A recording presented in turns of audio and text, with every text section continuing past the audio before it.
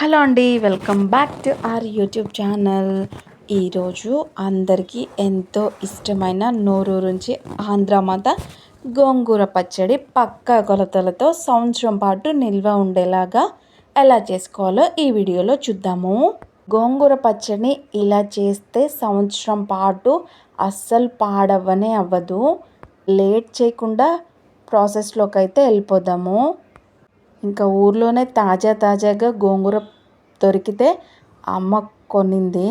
ఆ తర్వాత వాటిని ఆకులని మంచిగా గిల్లుకోవాలి. ఆ తర్వాత గోంగూరని శుభ్రం చేసుకొని తేమ లేకుండా ఆరబెట్టుకోవాలి. ఆ తర్వాత మనం తయారు చేసే మసాలాలోనే ఈ పచ్చడికి అసలైన రుచిని ఇస్తుంది. పక్క కొలతలతో మా మమ్మీ విలేజ్ స్టైల్లో చేసే విధానం ఈ వీడియోలో అయితే చూపిస్తాను. మరి ప్రాసెస్ మిస్ అవ్వకుండా ఉండాలంటే వీడియోని స్కిప్ చేయకుండా లాస్ట్ వరకు చూడండి. నిల్వ పచ్చడి అందరికీ కుదరదు. కొలతలు సరిగా లేకపోతే ఈజీగా పాడవుతుంది. నేను చెప్పే ఈ చిన్న చిట్కాలతో మీరు ఒకసారి ప్రాసెస్ని అయితే చెయ్యండి.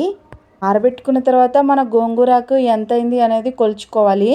వీటి కోసం మాకు గోంగూర కేజీ పట్టింది కాబట్టి చింతపండు పావు కేజీ తీసుకొని నీట్గా వాష్ చేసుకొని ఉడికించుకున్నాము. మెత్తగా ఉడికితే చాలు, కొన్ని నీళ్లు పోసుకోవాలి. తర్వాత ఎండుమిరపకాయలు అర కేజీ తీసుకున్నాము. కరివేపాకు 100 గ్రాములు తీసుకున్నాము. ఇంకా మనమైతే ఫస్ట్ మసాలాలు వేయించుకుందాము. దానికోసం 100 గ్రాములు ధనియాలు, అలాగే 100 గ్రాములు జీలకర్ర, 100 గ్రాములు మెంతులు వేసి వేయించుకోవాలి. ఇప్పుడు మనం చేసే ఈ ప్రాసెస్ అంతటికి అరకిలో మంచి నూనె పడుతుంది.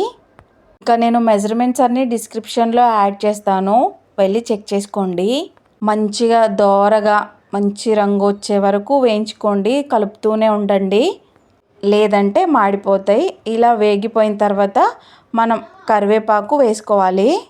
ఇంకా కరివేపాకు కూడా మంచి రంగు వచ్చేంత వరకు వేయించుకొని వేరే గిన్నెలోకి తీసుకోండి.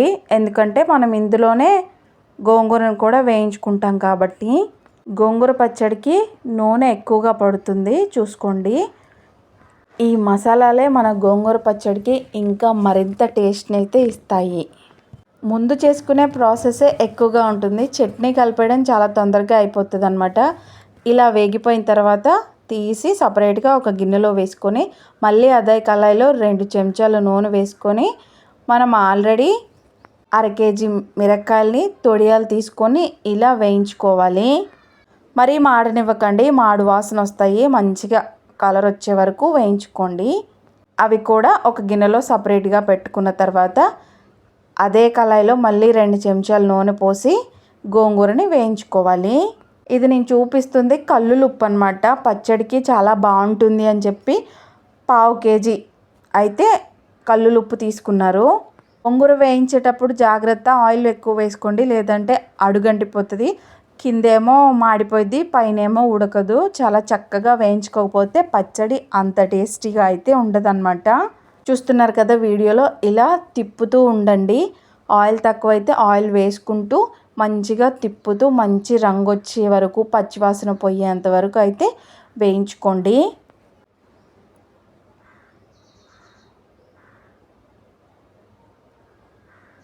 సో చూసారు కదా, ఒక 5 మినిట్స్కి ఇలా వేగిపోతుంది. వేగిపోయిన తర్వాత దీన్ని కూడా తీసి ఒక గిన్నెలో పెట్టుకోండి. ఇవన్నీ చల్లారిన తర్వాత మనం మిక్సీకి వేసుకోవడమే. ఆ తర్వాత కలుపుకోవాలి, అంతే. ఎంతో టేస్టీ ఉండే మన గోంగూర పచ్చడి రెడీ అయిపోయింది. అలానే ప్రాసెస్ చూడకుండా ఉండేరు, ప్రాసెస్ చూడండి. ఫస్ట్ అయితే మనం ఎండుమిరపకాయలని వేయించుకుందాము. అన్నీ ఒకేసారి పట్టవు, అంటే మా మమ్మీ మిక్సీలో వేసుకుంది కాబట్టి కొద్దిగా రుబ్బుతుంది. ఫస్ట్ ఎండుమిరపకాయలలో కొంచెం ఉప్పు వేసుకొని ఇలా పచ్చగా పట్టుకోండి. చూస్తున్నారు కదా, ఇలాగా. అర కేజీ ఎండుమిరపకాయలు కాబట్టి 1 వాయో 2 వాయిలో వచ్చేస్తాయి. ఆ తర్వాత ఎల్లిపాయలు 200 గ్రాములు తీసుకోవాలి. ధనియాలు, జీలకర్ర, మెంతులు, అలాగే ఎల్లిపాయలు వేయించే వీడియో ఎటో పోయిందండి. అవన్నీ పట్టిన మసాలా ఇది, అది కూడా ఇందులో పోసుకోవాలి. మీరు ఏ గిన్నెలో గోంగూర పచ్చడి కలుపుదాం అనుకుంటున్నారో అది తడి లేకుండా నీట్గా ఉండేలాగా చూసుకోండి. అందులో వేసుకోండి. మమ్మీ అయితే టబ్బుకి వేస్తుంది.